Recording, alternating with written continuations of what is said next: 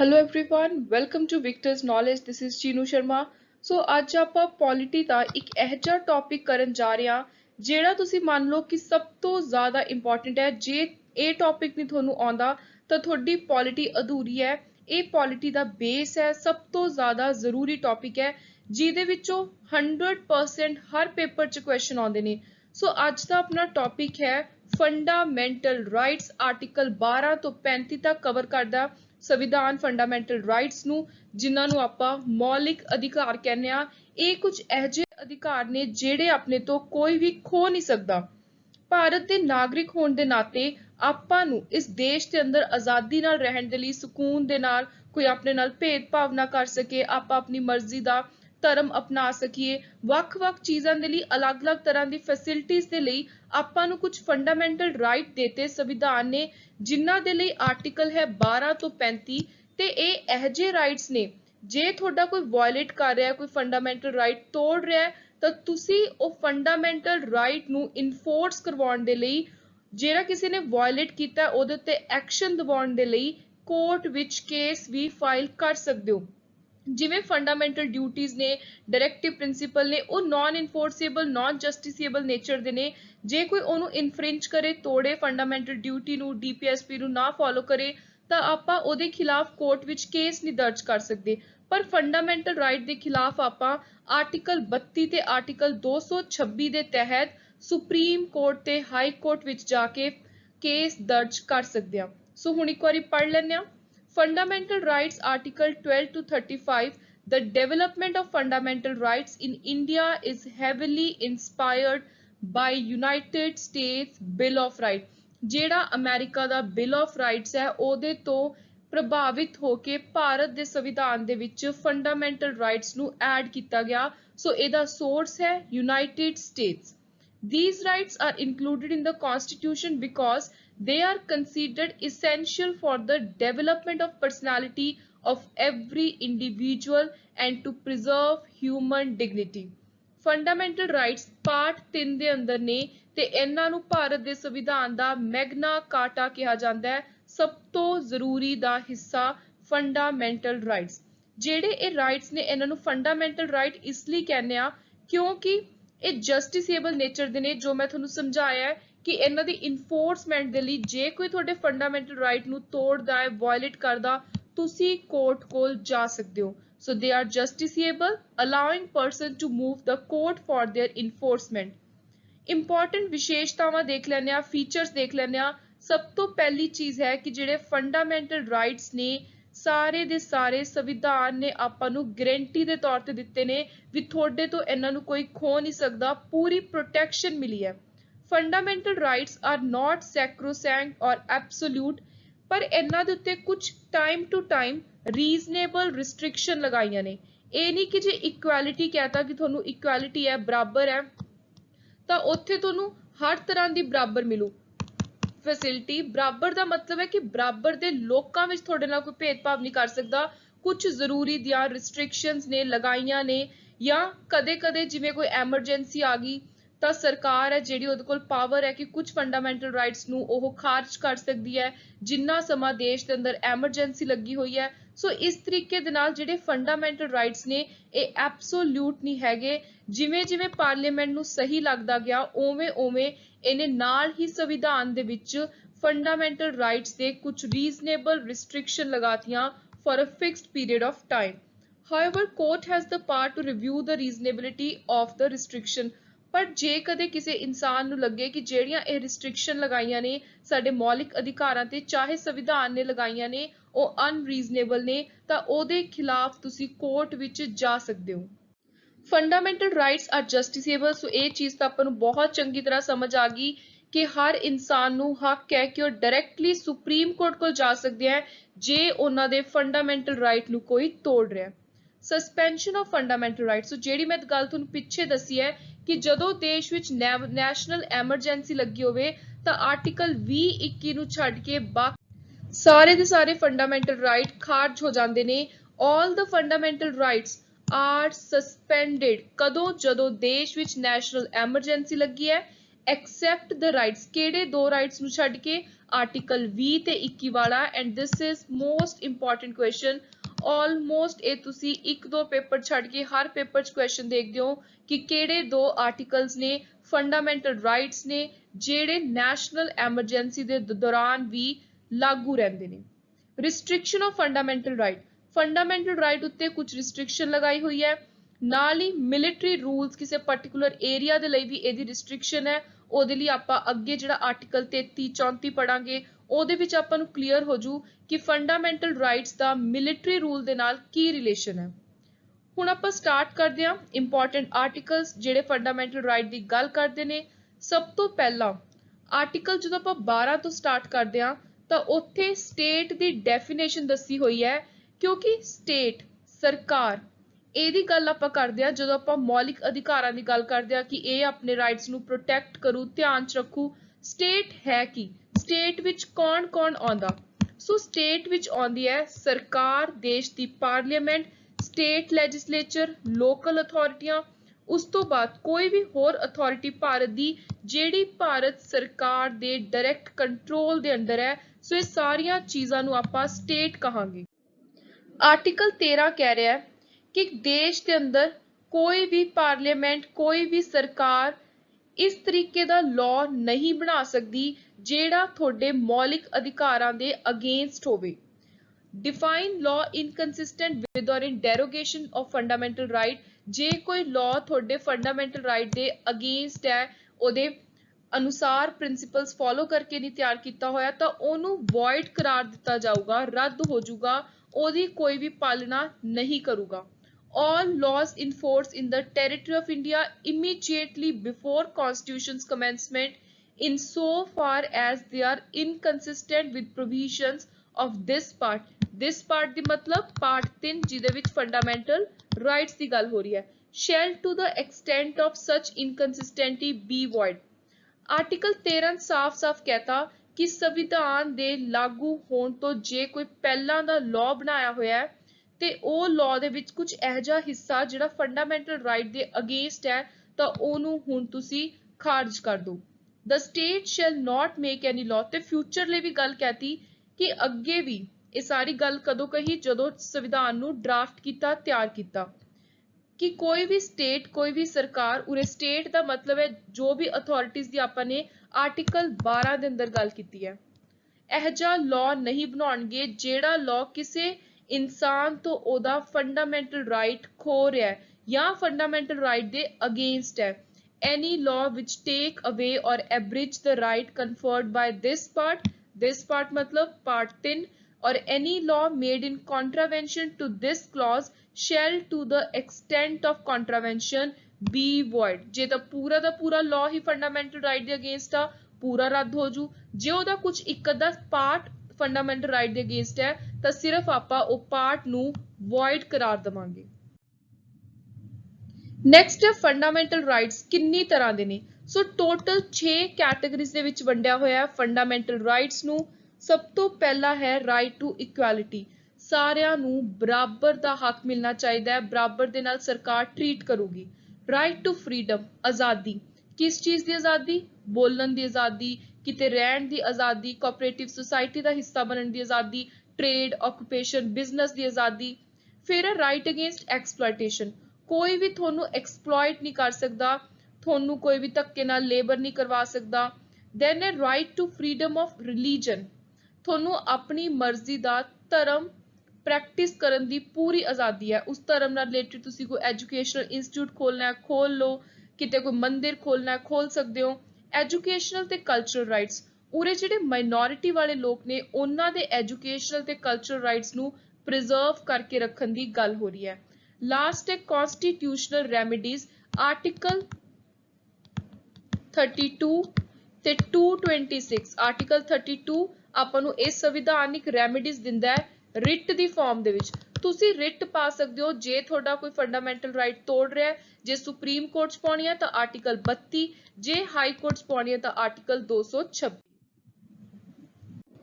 सब तो पहला ਆਪਾਂ ਪੜਾਂਗੇ ਰਾਈਟ ਟੂ ਇਕੁਐਲਿਟੀ ਪਹਿਲੇ ਜਿਹੜੇ ਆਪਣਾ ਫੰਡਾਮੈਂਟਲ ਰਾਈਟ ਹੈ ਤੇ ਇਹ ਡੀਲ ਕਰਦਾ ਆਰਟੀਕਲ 14 ਤੋਂ 18 ਸੋ ਆਰਟੀਕਲ 14 ਤੋਂ ਲੈ ਕੇ ਆਰਟੀਕਲ 18 ਤੱਕ ਜਿੰਨੇ ਵੀ ਆਪਾਂ ਪੜਾਂਗੇ ਸਾਰੀਆਂ ਚੀਜ਼ਾਂ ਆਪਾਂ ਨੂੰ ਇਹੀ ਸਮਝਾ ਰਹੀਆਂ ਨੇ ਕਿ ਤੁਹਾਡੇ ਕੋਲ ਭਾਰਤ ਦੇ ਨਾਗਰਿਕ ਹੋਣ ਦੇ ਨਾਤੇ ਇਕੁਐਲਿਟੀ ਦਾ ਹੱਕ ਹੈ, ਤੁਸੀਂ ਮੰਗ ਸਕਦੇ ਹੋ ਬਰਾਬਰ ਦਾ ਹੱਕ। ਆਰਟੀਕਲ 14 ਲਾਅ ਦੇ ਅੱਗੇ equality, equal protection of law.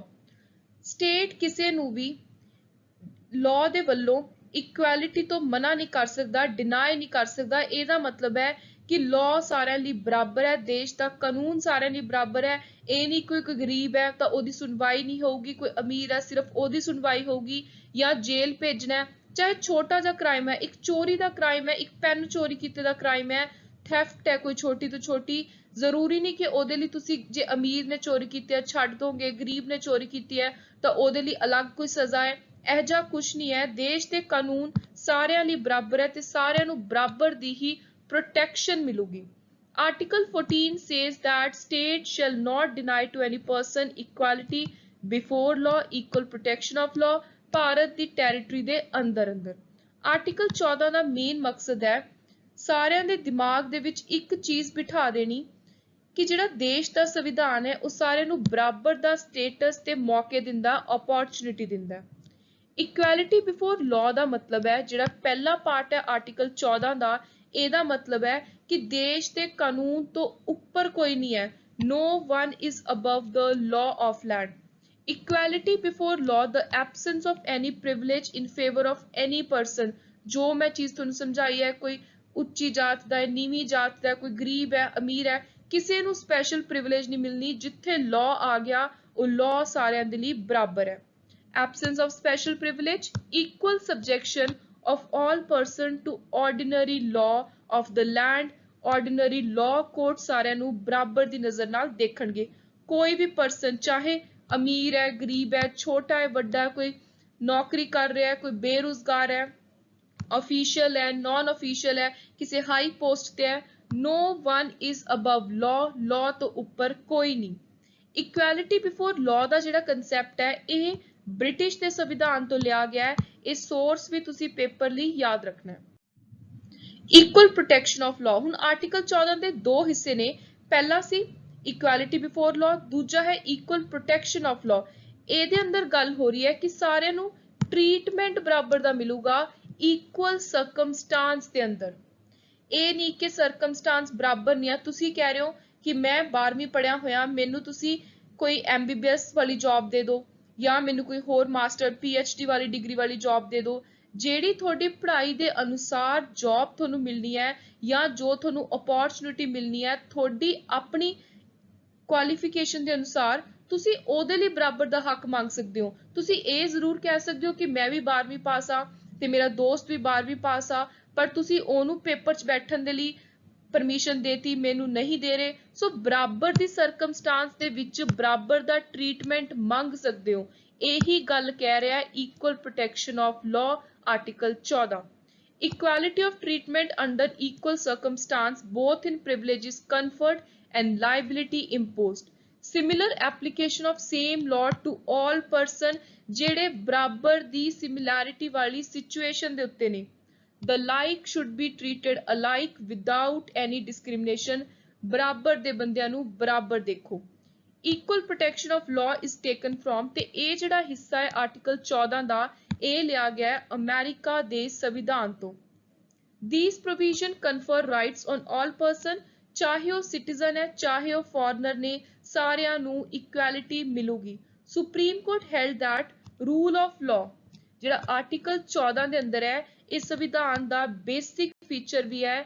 ਇਹਨੂੰ ਸੰਵਿਧਾਨ ਦੇ ਵਿੱਚੋਂ ਵੱਖ ਨਹੀਂ ਕੀਤਾ ਜਾ ਸਕਦਾ। ਇਹਨੂੰ ਕੋਈ ਵੀ ਅਮੈਂਡਮੈਂਟ ਕਰਕੇ ਖਤਮ ਨਹੀਂ ਕਰ ਸਕਦੇ, ਬਦਲ ਨਹੀਂ ਸਕਦੇ। It can not be destroyed. ਹੁਣ ਇਸ ਪਿਕਚਰ ਦੇ ਨਾਲ ਤੁਹਾਡਾ ਇਹ ਕੰਸੈਪਟ ਪੂਰੀ ਚੰਗੀ ਤਰ੍ਹਾਂ ਪੱਕੇ ਤੌਰ ਤੇ ਕਲੀਅਰ ਹੋ ਜੂ। Equality before law, equal protection of law. ਪਹਿਲਾਂ ਤੁਸੀਂ ਆਪ ਇਸ ਪਿਕਚਰ ਨੂੰ ਦੇਖ ਕੇ ਸਮਝਣ ਦੀ ਕੋਸ਼ਿਸ਼ ਕਰੋ ਕਿ ਤੁਹਾਨੂੰ ਇਹਦੇ ਵਿੱਚੋਂ ਕੀ ਗੱਲ ਸਮਝ ਆ ਰਹੀ ਹੈ, ਕੀ ਮੈਸੇਜ ਨਿਕਲ ਕੇ ਆ ਰਿਹਾ ਹੈ। ਸੋ ਤੁਸੀਂ ਉਹਦੇ ਫਰਕ ਦੇਖ ਰਹੇ ਹੋਵੋਗੇ ਕਿ ਇੱਕ ਪਾਸੇ ਚਾਹੇ ਇੱਕ ਛੋਟਾ ਬਿਲਕੁਲ ਬੱਚਾ ਹੈ, ਥੋੜੀ ਜਿਹੀ ਵੱਡੀ ਏਜ ਦਾ ਬੱਚਾ ਹੈ, ਜਾਂ ਕੋਈ ਇੱਕ ਵੱਡਾ ਪਰਸਨ ਹੈ, ਇੱਕ ਐਡਲਟ ਹੈ, ਸਾਰਿਆਂ ਨੂੰ ਬਰਾਬਰ ਦੇ ਬਾਕਸਿਸ ਉੱਤੇ ਰੱਖਿਆ ਗਿਆ ਹੈ, ਸਾਰਿਆਂ ਨੂੰ ਬਰਾਬਰ ਦੀ ਉਰੇ ਫੈਸਿਲਿਟੀ ਮਿਲ ਰਹੀ ਹੈ। ਇਹ ਕਨਸੈਪਟ ਹੈ ਇਕੁਐਲਿਟੀ ਬਿਫੋਰ ਲਾਅ ਦਾ, ਜਿੱਥੇ ਆਪਾਂ ਗੱਲ ਕਰਦੇ ਹਾਂ ਕਿ ਕਾਨੂੰਨ ਸਾਰਿਆਂ ਲਈ ਬਰਾਬਰ ਹੈ। ਸੋ ਇਹਦਾ ਪਿਕਚਰ ਦਾ ਮੇਨ ਮਕਸਦ ਹੈ ਇਹ ਸਮਝਾਉਣਾ ਕਿ ਚਾਹੇ ਕੋਈ ਵੱਡਾ ਗੁਨਾਹ ਕਰ ਰਿਹਾ, ਕੋਈ ਬੱਚਾ ਗੁਨਾਹ ਕਰ ਰਿਹਾ, ਜੋ ਵੀ ਕਾਨੂੰਨ ਬਣਿਆ ਹੋਇਆ ਵੱਡਿਆਂ ਲਈ ਬੱਚਿਆਂ ਲਈ, ਉਸ ਕਾਨੂੰਨ ਦੇ ਮੁਤਾਬਿਕ ਉਹਨੂੰ ਕੋਰਟ ਹੈ ਜਿਹੜੀ ਲਾਅ ਕੋਰਟ ਹੈ, ਲੀਗਲ ਪ੍ਰੋਸੈਸ ਹੈ, ਜੁਡੀਸ਼ਰੀ ਹੈ, ਉਹ ਸਜ਼ਾ ਦਊਗੀ। ਸਾਰਿਆਂ ਦੇ ਲਈ ਬਰਾਬਰ ਹੈ, ਲਾਅ ਤੋਂ ਉੱਪਰ ਕੋਈ ਨਹੀਂ ਹੈ। ਹੁਣ ਦੂਜੇ ਪਾਸੇ ਹੈ ਇਕੁਅਲ ਪ੍ਰੋਟੈਕਸ਼ਨ ਆਫ ਲਾਅ। ਉਰੇ ਹੁਣ ਤੁਸੀਂ ਦੇਖ ਰਹੇ ਹੋ ਕਿ ਤਿੰਨਾਂ ਜਾਣਿਆਂ ਨੂੰ ਬਰਾਬਰ ਦੀ ਫੈਸਿਲਿਟੀ ਦੇਣ ਦੇ ਲਈ ਸਰਕਾਰ ਨੇ ਕੀ ਕੀਤਾ। ਸਰਕਾਰ ਨੂੰ ਪਤਾ ਸੀ ਕਿ ਇੱਕ ਉਰੇ ਵੀਕ ਪਰਸਨ ਹੈ, ਸਭ ਤੋਂ ਵੀਕੈਸਟ ਕਹਿ ਸਕਦੇ ਹੋ ਇਹਨਾਂ ਤਿੰਨਾਂ ਦੇ ਵਿੱਚੋਂ ਸਭ ਤੋਂ ਛੋਟੀ ਹਾਈਟ ਵਾਲਾ। ਜੇ ਇਹਨਾਂ ਨੇ ਸਟੇਡੀਅਮ ਦੇ ਵਿੱਚ ਕੀ ਹੋ ਰਿਹਾ ਹੈ ਉਹਨੂੰ ਦੇਖਣਾ ਹੈ, ਮੈਚ ਨੂੰ ਦੇਖਣਾ ਹੈ, ਤਾਂ ਇਹਨਾਂ ਨੂੰ ਪ੍ਰੋਪਰ ਕੁਝ ਸਰਕਾਰ ਵੱਲੋਂ ਫੈਸਿਲਿਟੀਆਂ ਦੇਣੀਆਂ ਪੈਣਗੀਆਂ। ਸੋ ਜਿਹੜਾ ਐਡਲਟ ਪਰਸਨ ਹੈ ਇਹਨੂੰ ਕਿਸੇ ਚੀਜ਼ ਦੀ ਲੋੜ ਨਹੀਂ, ਇਹ ਸਟਰੋਂਗ ਹੈ, ਇਹਨੂੰ ਸਟੇਡੀਅਮ ਪੂਰੀ ਤਰ੍ਹਾਂ ਦਿਖ ਰਿਹਾ, ਇਹਨੂੰ ਕਿਸੇ ਬਾਕਸ ਦੇ ਉੱਤੇ ਖੜ ਕੇ ਦੇਖਣ ਦੀ ਲੋੜ ਨਹੀਂ। ਹੁਣ ਜਿਹੜਾ ਥੋੜੀ ਮੀਡੀਅਮ ਹਾਈਟ ਵਾਲਾ ਬੱਚਾ ਹੈ ਉਹਨੂੰ ਜੇ ਇੱਕ ਬਾਕਸ ਦੇਤਾ ਤਾਂ ਹੁਣ ਉਹਨੂੰ ਦਿਖ ਰਿਹਾ ਸਟੇਡੀਅਮ ਵਿੱਚ ਕੀ ਹੋ ਰਿਹਾ, ਇਹਦੇ ਲਈ ਸਫੀਸ਼ੀਐਂਟ ਹੈ। ਜਿਹੜਾ ਸਭ ਤੋਂ ਵੀਕੈਸਟ ਸੀ, ਸਭ ਤੋਂ ਛੋਟੀ ਹਾਈਟ ਵਾਲਾ ਬੱਚਾ, ਇਹਨੂੰ ਸਰਕਾਰ ਦੇ ਵੱਲੋਂ 2 ਬਾਕਸਿਸ ਦਿੱਤੇ ਗਏ ਸੋ ਦੈਟ ਇਹ ਬਾਕੀ ਦੋਨਾਂ ਦੇ ਬਰਾਬਰ ਇਹਨੂੰ ਅਪੋਰਚੁਨਿਟੀ ਮਿਲ ਸਕੇ, ਬਰਾਬਰ ਦਾ ਇਹਨੂੰ ਹੱਕ ਮਿਲ ਸਕੇ ਸਟੇਡੀਅਮ ਵਿੱਚ ਮੈਚ ਦੇਖਣ ਦਾ। ਸੋ ਇਹਦੇ ਚੋਂ ਆਪਾਂ ਨੂੰ ਕੀ ਸਮਝ ਆ ਰਿਹਾ ਕਿ ਕਈ ਵਾਰੀ ਸਰਕਾਰ ਕੀ ਕਰਦੀ ਹੈ, ਜਿਹੜੇ ਵੀਕਰ ਸੈਕਸ਼ਨ ਦੇ ਲੋਕ ਨੇ ਜਿਵੇਂ ਮਹਿਲਾਵਾਂ ਹੋ ਗਈਆਂ ਜਾਂ ਕੋਈ ਸੋਸ਼ਲੀ ਇਕਨੋਮਿਕਲੀ ਐਜੂਕੇਸ਼ਨਲੀ ਬੈਕਵਰਡ ਲੋਕ ਨੇ, ਉਹਨਾਂ ਨੂੰ ਰਿਜ਼ਰਵੇਸ਼ਨ ਦਿੰਦੀ ਹੈ। ਸੋ ਉਹਨਾਂ ਨੂੰ ਇੱਕ ਇਹੋ ਜਿਹੀ ਮਦਦ ਦਿੰਦੀ ਹੈ ਕਿ ਉਹ ਬਾਕੀ ਜਿਹੜੀ ਸ਼੍ਰੇਣੀ ਦੇ ਲੋਕ ਨੇ ਜਿਹੜੇ ਸਟਰੋਂਗਰ ਨੇ, ਜਿਨ੍ਹਾਂ ਨੂੰ ਕਦੇ ਵੀ ਪਾਸਟ ਦੇ ਵਿੱਚ ਕੋਈ ਛੋਟੀ ਵੱਡੀ ਜਾਤ ਦਾ ਭੇਦਭਾਵ ਨਹੀਂ ਸਹਿਣਾ ਪਿਆ, ਜਿਹੜੇ ਸਟਰੋਂਗ ਨੇ, ਵਧੀਆ ਇਕਨੋਮਿਕ ਸਟੈਂਡਿੰਗ ਤੋਂ ਬਿਲੋਂਗ ਕਰਦੇ ਨੇ, ਜਿਹੜੇ ਆਪਣੇ ਆਪ ਦੇ ਵਿੱਚ ਸਟਰੋਂਗ ਨੇ, ਉਹਨਾਂ ਦੇ ਬਰਾਬਰ ਕੀਤਾ ਜਾਵੇ। ਸੋ ਇਸ ਬਰਾਬਰੀ ਦੇ ਲਈ, ਇਕੁਅਲ ਪ੍ਰੋਟੈਕਸ਼ਨ ਆਫ ਲਾਜ਼ ਦੇ ਲਈ ਸਰਕਾਰ ਕਈ ਵਾਰੀ ਕੁਝ ਐਕਸਟਰਾ ਫੈਸਿਲਿਟੀਆਂ ਦੇ ਦਿੰਦੀ ਹੈ ਵੀਕਰ ਸੈਕਸ਼ਨ ਨੂੰ। ਸੋ ਉਹ ਚੀਜ਼ ਆਪਾਂ ਨੂੰ ਇਸ ਸੈਕੰਡ ਪਿਕਚਰ ਦੇ ਵਿੱਚੋਂ ਸਮਝ ਆ ਰਹੀ ਹੈ। ਨੈਕਸਟ ਹੈ ਆਰਟੀਕਲ 15। ਆਰਟੀਕਲ 15 ਕਹਿ ਰਿਹਾ ਹੈ ਕਿ ਕਿਸੇ ਦੇ ਨਾਲ ਕਿਤੇ ਵੀ ਕੋਈ ਭੇਦਭਾਵ ਨਹੀਂ ਹੋ ਸਕਦਾ, ਕੋਈ ਡਿਸਕ੍ਰਿਮੀਨੇਸ਼ਨ ਨਹੀਂ ਹੋ ਸਕਦੀ ਜਾਤ ਪਾਤ ਦੇ ਆਧਾਰ ਤੇ, race, caste, sex, place of birth.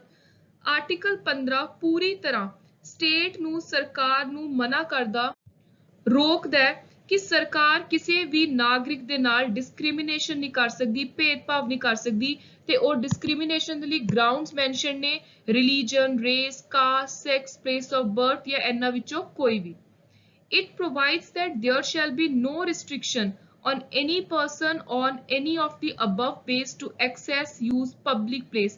ਕਿਸੇ ਵੀ ਸਰਕਾਰੀ ਜਗ੍ਹਾ ਤੇ ਜਾਣਾ ਤਾਂ ਕੋਈ ਵੀ ਕਿਸੇ ਪਰਸਨ ਨੂੰ ਰੋਕ ਨਹੀਂ ਸਕਦਾ ਕਿ ਤੂੰ ਕੁੜੀ ਹੈ, ਤੂੰ ਮੁੰਡਾ ਹੈ, ਜਾਂ ਤੂੰ ਛੋਟੀ ਜਾਤ ਦਾ, ਵੱਡੀ ਜਾਤ ਦਾ, ਤੇਰਾ ਜਨਮ ਤਾਂ ਪੰਜਾਬ ਵਿੱਚ ਨਹੀਂ ਹੋਇਆ, ਤੂੰ ਪੰਜਾਬ ਦੇ ਮੰਦਿਰ 'ਚ ਨਹੀਂ ਜਾ ਸਕਦਾ, ਪੰਜਾਬ ਦੀ ਕਿਸੇ ਹਿਸਟੋਰੀਕਲ ਪਲੇਸ ਨਹੀਂ ਜਾ ਸਕਦਾ। ਸੋ ਇਹਨਾਂ 'ਚੋਂ ਕਿਸੇ ਵੀ ਆਧਾਰ ਉੱਤੇ ਆਪਾਂ ਕਿਸੇ ਉੱਤੇ ਕੋਈ ਰਿਸਟ੍ਰਿਕਸ਼ਨ ਨਹੀਂ ਲਗਾ ਸਕਦੇ, prohibition of discrimination, भेदभाव नहीं कर सकते, ये आर्टिकल 15 ने कहता।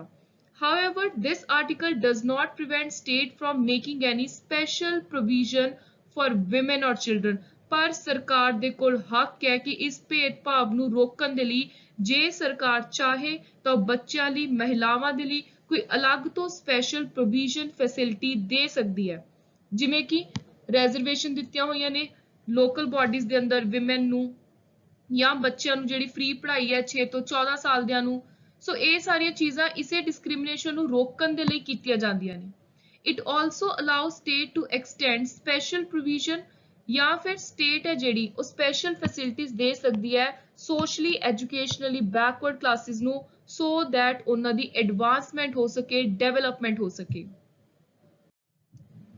The state is empowered to make any special provision। state ਦੇ ਕੋਲ ਪੂਰਾ ਹੱਕ ਹੈ ਕਿ ਉਹ ਕੋਈ ਵੀ ਸਪੈਸ਼ਲ ਪ੍ਰੋਵੀਜ਼ਨ ਬਣਾ ਕੇ ਜਿਹੜੇ ਸੋਸ਼ਲੀ ਐਜੂਕੇਸ਼ਨਲੀ ਬੈਕਵਰਡ ਨੇ, ਉਰੇ ਆਪਾਂ ਇਕਨੋਮਿਕਲੀ ਪੈਸੇ ਦੇ ਪੱਖੋਂ ਬੈਕਵਰਡਨੈਸ ਦੀ ਗੱਲ ਨਹੀਂ ਕਰ ਰਹੇ, ਉਰੇ ਆਪਾਂ ਪੜ੍ਹਾਈ ਦੇ ਪੱਖੋਂ ਤੇ ਸੋਸ਼ਲੀ ਗੱਲ ਕਰ ਰਹੇ ਹਾਂ।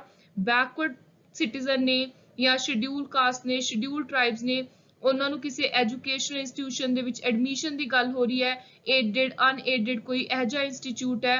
ਸੋ ਉੱਥੇ ਆਪਾਂ ਜੇ ਸਟੇਟ ਚਾਹੇ ਤਾਂ ਸਪੈਸ਼ਲ ਪ੍ਰੋਵੀਜ਼ਨ ਤਿਆਰ ਕਰਕੇ ਉਹਨਾਂ ਦੀ ਐਡਵਾਂਸਮੈਂਟ ਦੇ ਲਈ ਕਦਮ ਚੱਕ ਸਕਦੀ ਹੈ, ਅਲੱਗ ਤੋਂ ਕੋਈ ਫੈਸਿਲਿਟੀ ਰਿਜ਼ਰਵੇਸ਼ਨ ਪ੍ਰੋਵਾਈਡ ਕਰਵਾ ਸਕਦੀ ਹੈ। ਤੇ ਇਹ ਜਿਹੜੀ ਇੰਪੋਰਟੈਂਟ ਪ੍ਰੋਵੀਜ਼ਨ ਹੈ ਇਹ ਐਡ ਕੀਤੀ ਗਈ ਹੈ 93rd ਅਮੈਂਡਮੈਂਟ ਦੇ ਨਾਲ। This is also very very important.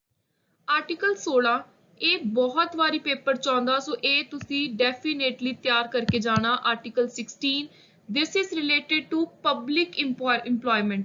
ਸਰਕਾਰੀ ਨੌਕਰੀ ਦੇ ਲਈ ਹਰ ਕਿਸੇ ਨੂੰ ਬਰਾਬਰ ਦਾ ਹੱਕ ਮਿਲੂਗਾ, ਬਰਾਬਰ ਦਾ ਉਹਨੂੰ ਅਪੋਰਚੁਨਿਟੀ ਮਿਲੂਗੀ।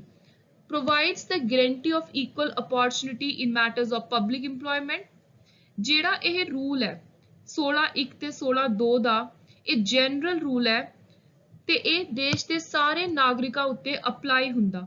ਕਿਸੇ ਵੀ ਸਿਟੀਜ਼ਨ ਨੂੰ, ਦੇਸ਼ ਦੇ ਨਾਗਰਿਕ ਨੂੰ ਤੁਸੀਂ ਇਹ ਕਹਿ ਕੇ ਰੋਕ ਨਹੀਂ ਸਕਦੇ ਕਿ ਤੂੰ ਕੁੜੀ ਹੈ ਜਾਂ ਮੁੰਡਾ ਹੈ, ਤੇਰੇ ਲਈ ਜੌਬ ਨਹੀਂ ਬਣੀ ਹੋਈ, ਗਵਰਨਮੈਂਟ ਜੌਬ ਸਿਰਫ ਮੁੰਡੇ ਕਰ ਸਕਦੇ ਨੇ ਜਾਂ ਸਿਰਫ ਕੁੜੀਆਂ ਕਰ ਸਕਦੀਆਂ ਨੇ, ਜਾਂ ਕਿਸੇ ਨੂੰ ਤੁਸੀਂ ਉਹਦੀ ਰੇਸ, ਕਾਸਟ, ਰਿਲੀਜਨ ਦੇ ਪੱਖੋਂ ਡਿਸਕ੍ਰਿਮੀਨੇਸ਼ਨ ਨਹੀਂ ਕਰ ਸਕਦੇ, ਰੋਕ ਨਹੀਂ ਸਕਦੇ, ਇਨਐਲੀਜੀਬਲ ਨਹੀਂ ਕਰਾ ਸਕਦੇ ਕੋਈ ਵੀ ਸਰਕਾਰੀ ਆਫਿਸ ਜਾਂ ਇੰਪਲੋਇਮੈਂਟ ਦੇ ਲਈ।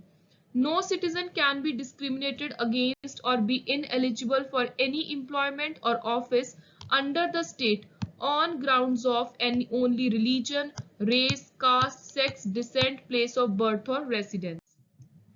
As per Article 16(3), residence qualification may be made necessary in the case of appointment under state for particular position, thus making the domicile provision stronger.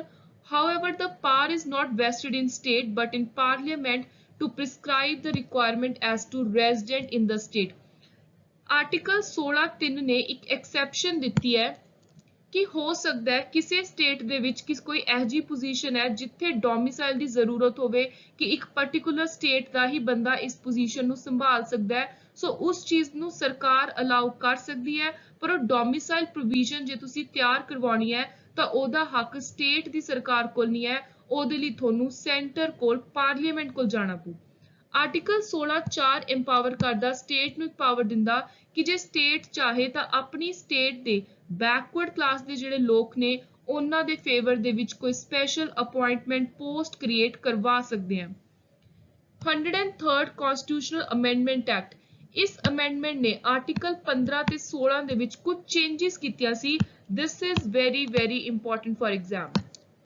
103rd constitutional amendment ਨੇ ਇੱਕ ਅਲੱਗ ਕਲਾਸ ਦੇ ਲੋਕਾਂ ਨੂੰ reservation ਦਿੱਤੀ ਹੈ ਤੇ ਉਹ ਰਿਜ਼ਰਵੇਸ਼ਨ ਸੈਂਟਰਲ ਗਵਰਨਮੈਂਟ ਜੌਬ ਵਿੱਚ ਹੈ, ਨਾਲ ਹੀ ਸਰਕਾਰੀ education institution, private higher education institution, ਤੇ ਇਹ ਰਿਜ਼ਰਵੇਸ਼ਨ ਦਿੱਤੀ ਹੈ ਇਕਨੋਮਿਕਲੀ ਵੀਕਰ ਸੈਕਸ਼ਨ, ਅਪਰ ਕਾਸਟ, ਜਿਹੜੇ ਵੱਡੀ ਜਾਤੀ ਦੇ ਗਰੀਬ ਵਰਗ ਦੇ ਲੋਕ ਨੇ ਉਹਨਾਂ ਨੂੰ ਰਿਜ਼ਰਵੇਸ਼ਨ ਮਿਲੂਗੀ 10%, ਤੇ ਜਿਹੜੀ ਆਲਰੇਡੀ ਪ੍ਰੈਜ਼ੈਂਟ 50% ਵਾਲਾ ਕੇਪ ਹੈ ਰਿਜ਼ਰਵੇਸ਼ਨ ਦਾ ਉਹਦੇ ਤੋਂ ਇਲਾਵਾ ਹੈ।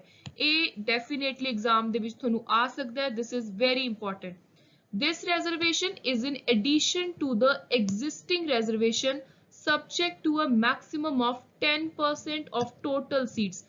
Total seats ਦੀਆਂ 10% ਤੁਸੀਂ EWS economically weaker section ਦੇ ਲਈ ਰੱਖ ਸਕਦੇ ਹੋ। ਆਰਟੀਕਲ 17 ਅਛੂਤਾ, ਅਨਟੱਚੇਬਿਲਿਟੀ ਨੂੰ ਪੂਰੀ ਤਰ੍ਹਾਂ ਅਬੋਲਿਸ਼ ਕਰਦਾ। ਕੋਈ ਕਿਸੇ ਨੂੰ ਛੂਤ ਅਛੂਤ ਇਹ ਵਾਲੀ ਚੀਜ਼ ਨਹੀਂ ਬੋਲ ਸਕਦਾ, ਇਹਦੇ ਆਧਾਰ ਉੱਤੇ ਕੋਈ ਕਿਸੇ ਨੂੰ ਤੰਗ ਨਹੀਂ ਕਰ ਸਕਦਾ, ਐਕਸਪਲੋਇਟ ਨਹੀਂ ਕਰੂ, ਪਰੇਸ਼ਾਨ ਨਹੀਂ ਕਰੂ। Abolish untouchability and its practice in any form, ਤੇ ਇਹਨੂੰ ਲਾਅ ਦੇ ਦੁਆਰਾ ਪਨਿਸ਼ੇਬਲ ਵੀ ਹੈ, ਇਹਦੇ ਲਈ ਸਪੈਸੀਫਿਕਲੀ ਸਜ਼ਾ ਹੈ ਲਾਅ ਦੇ ਅੰਦਰ। ਆਰਟੀਕਲ 18 ਕਹਿ ਰਿਹਾ ਹੈ ਅਬੋਲਿਸ਼ਨ of title accept military academy. ਜਿਹੜੇ ਟਾਈਟਲ ਪੁਰਾਣੇ ਜ਼ਮਾਨੇ 'ਚ ਮਿਲਦੇ ਸੀ ਜਿਵੇਂ ਰਾਜਾ, ਮਹਾਰਾਜਾ, ਇਸ ਟਾਈਪ ਦੇ ਕੋਈ ਵੀ ਪਹਿਲਾਂ ਦੇ ਟਾਈਟਲ ਸੀਗੇ, ਜਾਂ ਕਿਸੇ ਫੋਰਨ ਸਟੇਟ ਤੋਂ ਕੋਈ ਟਾਈਟਲ ਭਾਰਤ ਦੇ ਕਿਸੇ ਵੀ ਸਿਟੀਜ਼ਨ ਨੂੰ ਨਹੀਂ ਮਿਲ ਸਕਦਾ, ਨਾ ਉਹ ਟਾਈਟਲ ਨੂੰ ਹੋਲਡ ਕਰ ਸਕਦੇ ਨੇ। ਸੋ ਭਾਰਤ ਦੇ ਅੰਦਰ ਸਾਰੇ ਸਿਟੀਜ਼ਨ ਬਰਾਬਰ ਨੇ, ਕਿਸੇ ਨੂੰ ਉਰੇ ਰਾਜਾ ਮਹਾਰਾਜਾ ਇਸ ਟਾਈਪ ਦਾ ਟਾਈਟਲ ਨਹੀਂ ਮਿਲ ਸਕਦਾ, ਚਾਹੇ ਉਹ ਟਾਈਟਲ ਤੁਹਾਨੂੰ ਕਿਸੇ ਬਾਹਰਲੀ ਕੰਟਰੀ ਤੋਂ ਮਿਲ ਰਿਹਾ। ਆਰਟੀਕਲ 18 ਪ੍ਰੋਹਿਬਿਟ ਕਰਦਾ ਇੰਡੀਅਨ ਸਿਟੀਜ਼ਨ ਨੂੰ ਕਿਸੇ ਵੀ ਫੋਰਨ ਸਟੇਟ ਤੋਂ ਕੋਈ ਟਾਈਟਲ ਰਿਸੀਵ ਨਹੀਂ ਕਰ ਸਕਦੇ। 4 ਪ੍ਰੋਵੀਜ਼ਨ ਨੇ ਇਹਦੇ ਨਾਲ related. It prohibit the state from conferring any title. Academic ਤੁਹਾਡੀ ਪੜ੍ਹਾਈ ਦੀ ਆਧਾਰ ਉੱਤੇ, ਮਿਲਟਰੀ ਦੇ ਆਧਾਰ ਉੱਤੇ ਜਿਵੇਂ ਚੱਕਰ ਮਿਲਦੇ ਨੇ, ਆਨਰਸ ਮਿਲਦੇ ਨੇ, ਕੋਈ ਪਰਮਵੀਰ ਚੱਕਰ, ਅਸ਼ੋਕ ਚੱਕਰ, ਇਸ ਟਾਈਪ ਦੇ ਜਿਹੜੇ ਟਾਈਟਲ ਨੇ ਉਹ ਤੁਹਾਨੂੰ ਮਿਲ ਸਕਦੇ ਨੇ। ਪੜ੍ਹਾਈ ਦੇ ਆਧਾਰ ਉੱਤੇ ਟਾਈਟਲ ਮਿਲ ਸਕਦੇ ਨੇ, ਅਵਾਰਡ, ਆਨਰ ਮਿਲ ਸਕਦੇ ਨੇ on anybody whether citizen or a foreigner। ਆਪਣੀ ਸਰਕਾਰ ਵੀ ਕਿਸੇ ਨੂੰ ਟਾਈਟਲ ਨਹੀਂ ਦੇ ਸਕਦੀ। ਨਾ ਹੀ ਭਾਰਤ ਦਾ ਨਾਗਰਿਕ ਕੋਈ ਟਾਈਟਲ ਕਿਸੇ ਬਾਹਰਲੀ ਸਟੇਟ ਤੋਂ ਲੈ ਸਕਦਾ ਹੈ।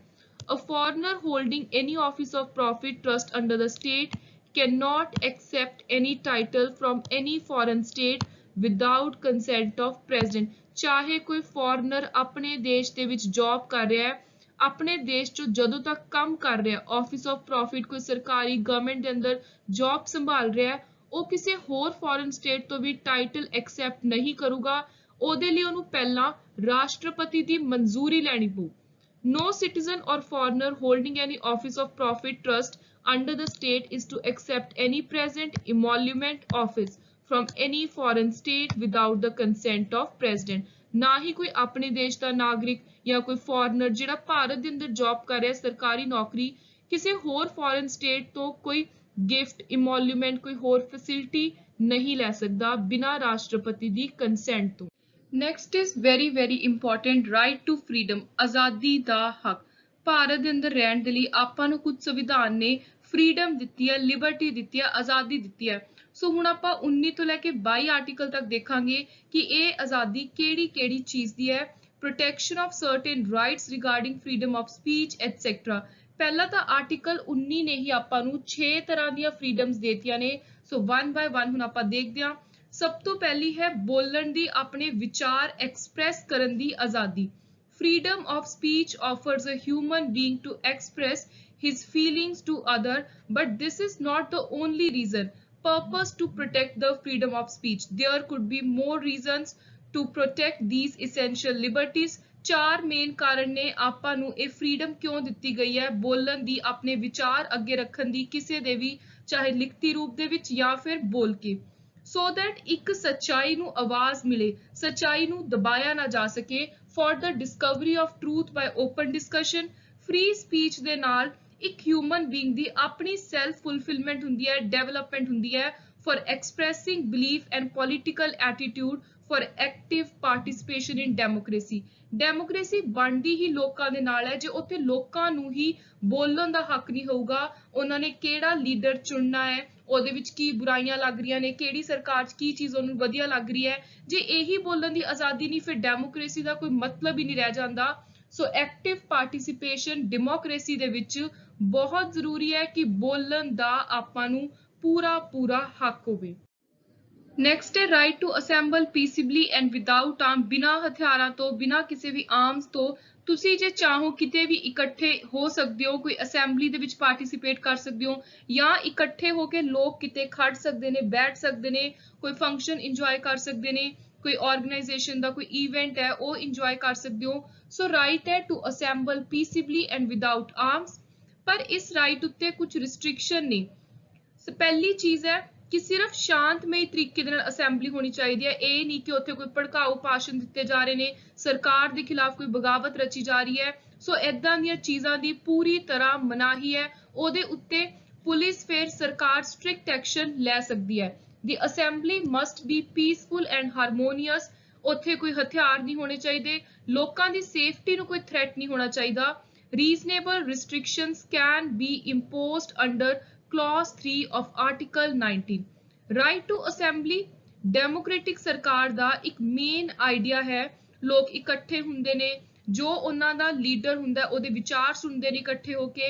19(1)(b ਇਨਕਲੂਡ ਕਰਦਾ ਕਿ ਮੀਟਿੰਗਸ ਵੀ ਕੀਤੀਆਂ ਜਾ ਸਕਦੀਆਂ ਨੇ, ਕੋਈ ਪ੍ਰੋਸੈਸ਼ਨ ਕੰਡਕਟ ਕਰਨੇ ਨੇ ਉਹ ਕਰ ਸਕਦੇ ਹੋ, ਤੁਸੀਂ ਰੈਲੀਜ਼ ਕੱਢ ਸਕਦੇ ਹੋ। ਪਰ ਇਹ ਰੈਲੀਜ਼ ਕੱਢਣੀ, ਪ੍ਰੋਸੈਸ਼ਨ ਕੱਢਣੇ, ਜਲਸੇ ਕੱਢਣੇ, ਇਹਨਾਂ ਦੇ ਉੱਤੇ ਸਿਰਫ ਇੱਕ ਹੀ ਰਿਸਟ੍ਰਿਕਸ਼ਨ ਹੈ ਕਿ ਇਹ ਸ਼ਾਂਤਮਈ, ਨॉन ਵਾਇਲੈਂਟ ਤਰੀਕੇ ਦੇ ਨਾਲ ਹੋਣਾ ਚਾਹੀਦਾ। ਪਬਲਿਕ ਪੀਸ, ਤੁਸੀਂ ਸ਼ਾਂਤੀ ਕਿਸੇ ਵੀ ਜਗ੍ਹਾ ਦੇ ਰਹਿਣ ਵਾਲੇ ਲੋਕਾਂ ਦੀ ਭੰਗ ਨਹੀਂ ਕਰ ਸਕਦੇ। ਰਾਈਟ ਟੂ ਫਾਰਮ ਐਸੋਸੀਏਸ਼ਨ ਔਰ ਯੂਨੀਅਨਸ ਔਰ ਕੋਆਪਰੇਟਿਵ ਸੁਸਾਇਟੀ। ਸੋ ਰੀਸੈਂਟਲੀ ਹੀ ਭਾਰਤ ਸਰਕਾਰ ਨੇ ਵੀ ਇਹਨੂੰ ਇੱਕ ਪ੍ਰੋਪਰ ਅਪਰੂਵਲ ਦਿੱਤੀ ਹੈ। ਇਹਨੂੰ ਲੈ ਕੇ ਕਾਫੀ ਅਮੈਂਡਮੈਂਟਸ ਵੀ ਹੋਈਆਂ ਨੇ ਸੰਵਿਧਾਨ ਦੇ ਅੰਦਰ। ਆਪਾਂ ਨੂੰ ਪੂਰਾ ਹੱਕ ਹੈ ਕਿ ਆਪਾਂ ਕਿਸੇ ਵੀ ਆਰਗੇਨਾਈਜੇਸ਼ਨ, ਯੂਨੀਅਨ, ਐਸੋਸੀਏਸ਼ਨ ਦਾ, ਕੋਆਪਰੇਟਿਵ ਸੁਸਾਇਟੀ ਦਾ, ਕਲੱਬ ਦਾ, ਕੰਪਨੀ ਦਾ ਹਿੱਸਾ ਬਣ ਸਕਦੇ ਹਾਂ। ਇਹਦੇ ਉੱਤੇ ਆਪਾਂ ਨੂੰ ਕੋਈ ਮਨਾ ਨਹੀਂ ਕਰ ਸਕਦਾ। Right to form association or union has a very wide and varied scope. ਇਹਦੇ ਵਿੱਚ ਹਰ ਤਰ੍ਹਾਂ ਦੀ ਐਸੋਸੀਏਸ਼ਨ ਆਉਂਦੀ ਆ। ਤੁਸੀਂ ਪੋਲੀਟੀਕਲ ਪਾਰਟੀ ਦਾ ਹਿੱਸਾ ਬਣ ਸਕਦੇ ਹੋ, ਕਿਸੇ ਕਲੱਬ ਦਾ, ਟ੍ਰੇਡ ਯੂਨੀਅਨ ਦਾ, ਕੰਪਨੀ ਦਾ, ਆਰਗੇਨਾਈਜੇਸ਼ਨ ਦਾ, ਕਿਸੇ ਵੀ ਚੀਜ਼ ਦਾ। चौथी फ्रीडम है right to move freely throughout the territory of India. Bharat के अंदर अंदर तुसी किते भी जा सकते हो, थोड़ी कोई इस फ्रीडम उत्ते रिस्ट्रिक्शन नहीं लगा सकता। 19(1) डी कह रहा है Indian constitution guarantees to all citizen of India the right to move freely throughout the territory of India. पर इस राइट उत्ते भी 19(5) के अंदर कुछ रिस्ट्रिक्शन लगिया हुई ने। जे स्टेट नू लगे कि किसी पब्लिक प्लेस दी या जनरल पब्लिक दे हित विच नहीं है किसी परसन दा फ्रीली घूमना, तो ओदे उत्ते रिस्ट्रिक्शन लगाई जा सकती है। या फिर किसी शेड्यूल ट्राइब दे इंटरस्ट नू प्रोटेक्ट करने दे लई सरकार रिस्ट्रिक्शन लगा सकती है कि तुसी एक पर्टिकुलर जगह ते जिहड़ा शेड्यूल ट्राइब दा कोई उन्हां दी कम्युनिटी है, कोई जगह है, कोई पिंड है, उत्थे नहीं जा सकते।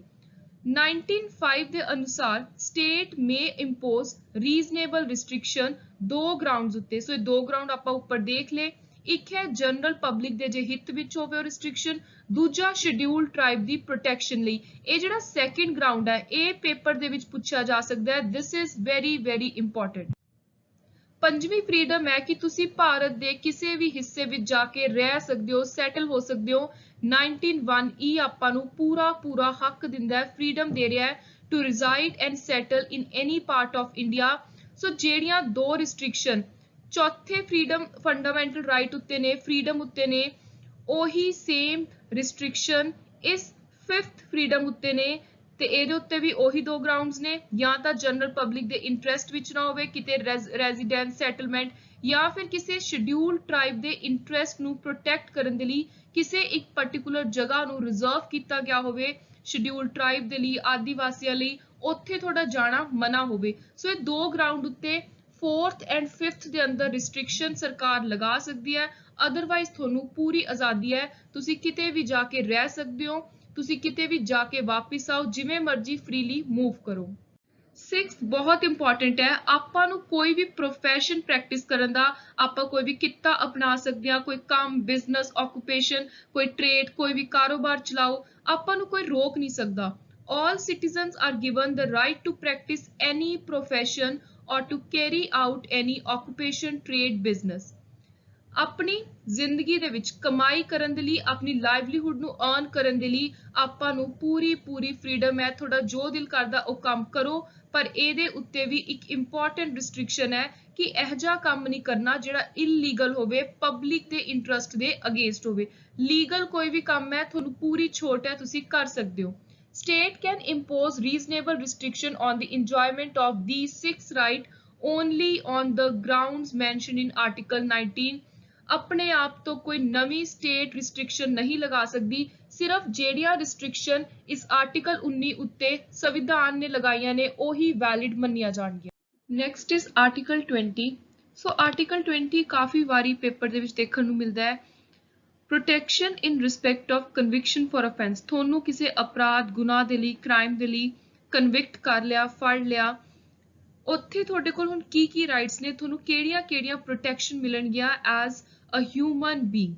So article 20 of the constitution is with respect to protection in respect of conviction of an offence। इस state उत्ते कुछ limitation लगाउंदा so that state अपनियां कोई unlimited power use करके बिना मतलब तो किसी नू harass ना कर सके innocent person नू। It imposes limitation on the power of the state which it otherwise possess under article 21।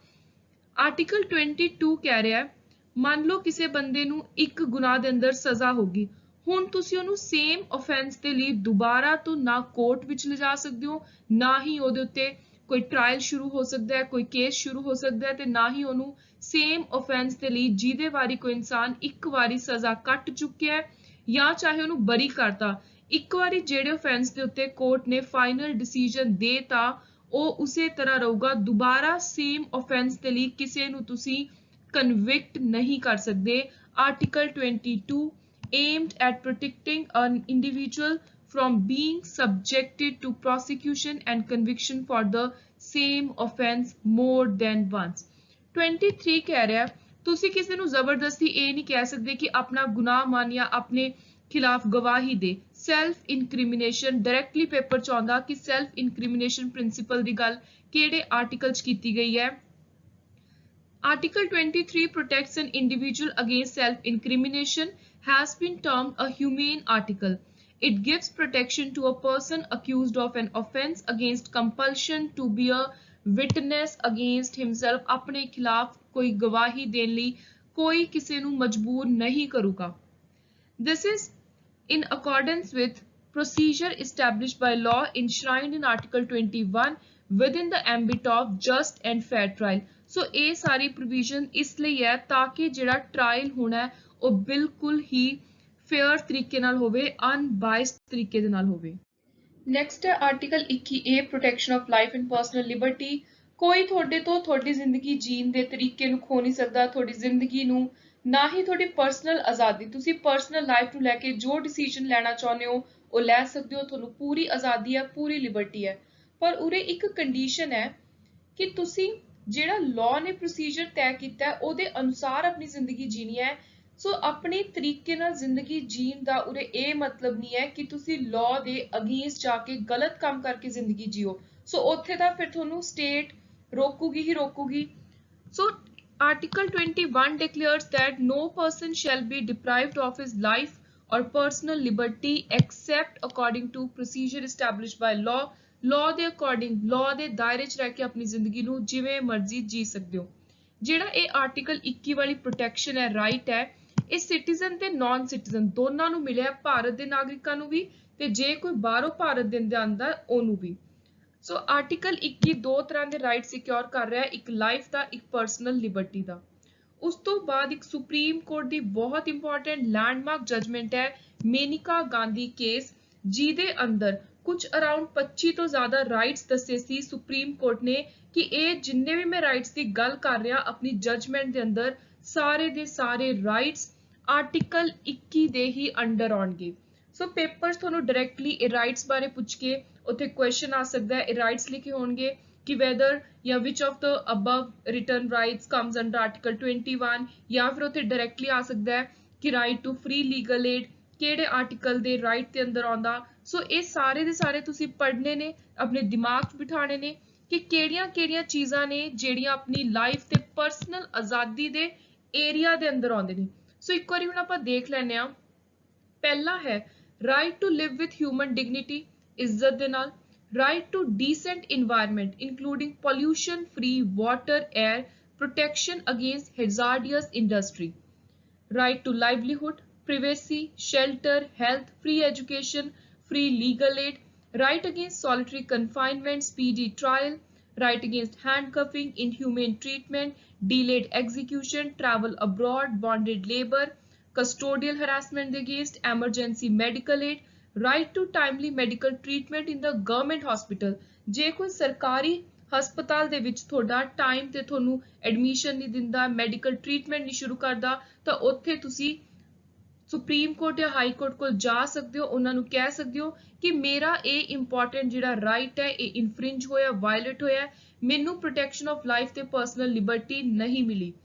ਉਸ ਤੋਂ ਬਾਅਦ ਹੈ right not to be driven out of a state, to fair trial, prisoner to have necessities of life, right of women to be treated with decency, dignity, right against public hanging, hearing, information ਤੇ reputation.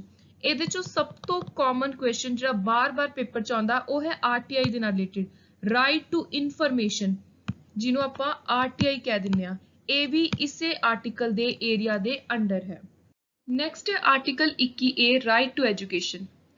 ਇਸ article ਨੂੰ ਬਾਅਦ ਵਿੱਚ 2002 ਚ amendment ਕਰਕੇ 86th amendment ਕਰਕੇ add ਕੀਤਾ ਗਿਆ ਸੀ ਤੇ ਇਹਦੇ ਨਾਲ ਹੀ ਆਪਾਂ ਨੇ ਜਦੋਂ ਫੰਡਾਮੈਂਟਲ ਡਿਊਟੀਜ਼ ਕੀਤਾ ਸੀ ਟੌਪਿਕ ਉਦੋਂ ਵੀ ਇਸ ਅਮੈਂਡਮੈਂਟ ਦੀ ਗੱਲ ਕੀਤੀ ਸੀ. ਜਿਹੜੀ 11ਵੀਂ ਫੰਡਾਮੈਂਟਲ ਡਿਊਟੀ ਹੈ ਉਹ ਵੀ ਇਸੇ ਅਮੈਂਡਮੈਂਟ ਦੇ ਨਾਲ ਐਡ ਕੀਤੀ ਸੀ. ਸੋ ਆਰਟੀਕਲ 21 ਕਹਿ ਰਿਹਾ ਕਿ ਸਟੇਟ ਦੀ ਰਿਸਪੌਂਸਿਬਿਲਟੀ ਹੈ ਕਿ ਜਿੰਨੇ ਵੀ 6 ਤੋਂ 14 ਸਾਲ ਤੱਕ ਦੇ ਬੱਚੇ ਨੇ ਉਹਨਾਂ ਨੂੰ ਫ੍ਰੀ ਤੇ ਕੰਪਲਸਰੀ ਐਜੂਕੇਸ਼ਨ ਪ੍ਰੋਵਾਈਡ ਕਰਵਾਈ ਜਾਵੇ. This provision makes only elementary education a fundamental right, not higher or professional education. ਇਹ ਵੀ ਤੁਹਾਨੂੰ MCQ ਬਣ ਕੇ ਆ ਸਕਦਾ ਹੈ ਕਿ ਕਿਹੜੇ ਲੈਵਲ ਦੀ ਪੜ੍ਹਾਈ ਹੈ ਜਿਹੜੀ ਫੰਡਾਮੈਂਟਲ ਰਾਈਟ ਹੈ. ਸੋ ਉਹ ਹੈ ਐਲੀਮੈਂਟਰੀ ਐਜੂਕੇਸ਼ਨ 6 ਤੋਂ 14 ਸਾਲ ਤੱਕ ਦੀ. This amendment is a major milestone. ਇਹਦਾ aim ਹੈ education for all. ਇਸ ਅਮੈਂਡਮੈਂਟ ਤੋਂ ਪਹਿਲਾਂ ਵੀ ਸੰਵਿਧਾਨ ਦੇ ਅੰਦਰ ਇੱਕ ਪ੍ਰੋਵੀਜ਼ਨ ਸੀ ਆਰਟੀਕਲ 45 ਦੇ ਅੰਦਰ ਪਾਰਟ 4, ਪਰ ਉਹ ਨਾਨ ਜਸਟਿਸੇਬਲ ਹੈ। ਉਹ ਆਪਾਂ ਕੋਰਟ ਵਿੱਚ, ਕਿਉਂਕਿ ਉਹ ਡੀਪੀਐਸਪੀ ਦੇ ਅੰਦਰ ਆਉਂਦੀ ਹੈ, directive principal of state policy, ਉਹਨੂੰ ਆਪਾਂ ਕੋਰਟ 'ਚ ਜਾ ਕੇ ਇਨਫੋਰਸ ਨਹੀਂ ਸੀ ਕਰਵਾ ਸਕਦੇ। ਸੋ ਉੱਥੇ ਜੁਡੀਸ਼ੀਅਲ ਇੰਟਰਵੈਂਸ਼ਨ ਦਾ ਕੋਈ ਸਕੋਪ ਨਹੀਂ ਸੀ। ਸੋ ਇਸੇ ਲਈ ਇੱਕ ਪ੍ਰੋਪਰ ਐਜੂਕੇਸ਼ਨ ਨੂੰ ਅੱਗੇ ਲੈ ਕੇ ਆਉਣ ਦੇ ਲਈ, ਕਿਉਂਕਿ ਆਪਾਂ ਨੂੰ ਪਤਾ ਹੈ ਕਿ ਕਿਸੇ ਵੀ ਇੰਡੀਵਿਜੂਅਲ ਦੀ ਜਾਂ ਦੇਸ਼ ਨੇ ਜੇ ਅਪਲਿਫਟ ਕਰਨਾ ਹੈ ਤਾਂ ਉਹਦੇ ਦੇਸ਼ ਦੇ ਨਾਗਰਿਕਾਂ ਦੀ ਪੜ੍ਹਾਈ ਬਹੁਤ ਜ਼ਰੂਰੀ ਹੈ, ਪੜ੍ਹੇ ਲਿਖੇ ਹੋਣਾ ਬਹੁਤ ਜ਼ਰੂਰੀ ਹੈ। ਸੋ ਇਸ ਲਈ ਜ਼ਰੂਰਤ ਮਹਿਸੂਸ ਹੋਈ ਕਿ ਆਪਾਂ ਨੂੰ ਰਾਈਟ ਟੂ ਐਜੂਕੇਸ਼ਨ ਨੂੰ ਇੱਕ ਫੰਡਾਮੈਂਟਲ ਰਾਈਟ ਬਣਾਉਣਾ ਚਾਹੀਦਾ। ਸੋ ਉਹਦੇ ਲਈ ਆਰਟੀਕਲ 21A ਲੈ ਕੇ ਆਏ 2002 ਅਮੈਂਡਮੈਂਟ ਦੇ ਨਾਲ।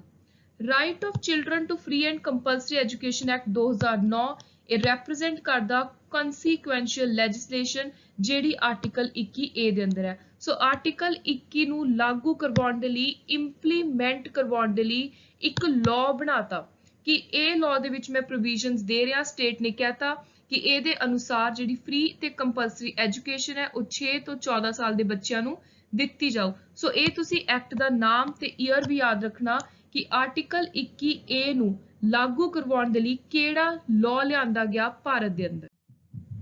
Article 22 preventive detention, this is very important article ਤੇ ਇਹਨੇ ਬਹੁਤ ਸਾਰੇ ਕੰਟਰੋਵਰਸ਼ੀਅਲ ਲਾਜ਼ ਨੂੰ ਜਨਮ ਦਿੱਤਾ।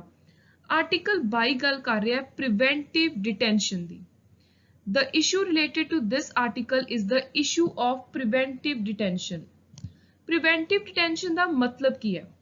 Preventive detention ਦਾ ਮਤਲਬ ਹੈ ਕਿਸੇ ਨੂੰ ਤੁਸੀਂ ਬਿਨਾਂ ਕੋਈ ਉਹਦਾ ਅਪਰਾਧ ਦੱਸੇ ਗ੍ਰਿਫਤਾਰੀ ਕਰ ਲਓ ਤੇ ਉਸ ਤੋਂ ਬਾਅਦ ਉਹਦੀ ਅਰੈਸਟ ਕਰਨ ਤੋਂ ਬਾਅਦ ਤੁਸੀਂ ਉਹਨੂੰ ਨਾ ਤਾਂ ਕੋਈ ਲਾਇਰ ਪ੍ਰੋਵਾਈਡ ਕਰਵਾ ਕੇ ਦਿਓ, ਨਾ ਉਹਦੇ ਕਿਸੇ ਫੈਮਿਲੀ ਮੈਂਬਰ ਨਾਲ ਗੱਲ ਕਰਨ ਦਿਓ। ਸੋ ਉਹਨੂੰ ਤੁਸੀਂ ਗਲਤ ਤਰੀਕੇ ਦੇ ਨਾਲ ਡਿਟੇਨ ਕਰ ਲਿਆ। ਪਰ ਆਰਟੀਕਲ 22 ਇਸ ਚੀਜ਼ ਨੂੰ ਪੂਰੀ ਤਰ੍ਹਾਂ ਰੋਕ ਰਿਹਾ ਹੈ। ਸੋ ਆਰਟੀਕਲ 22 ਕਹਿ ਰਿਹਾ ਹੈ a person cannot be arrested or detained without being informed about the ground.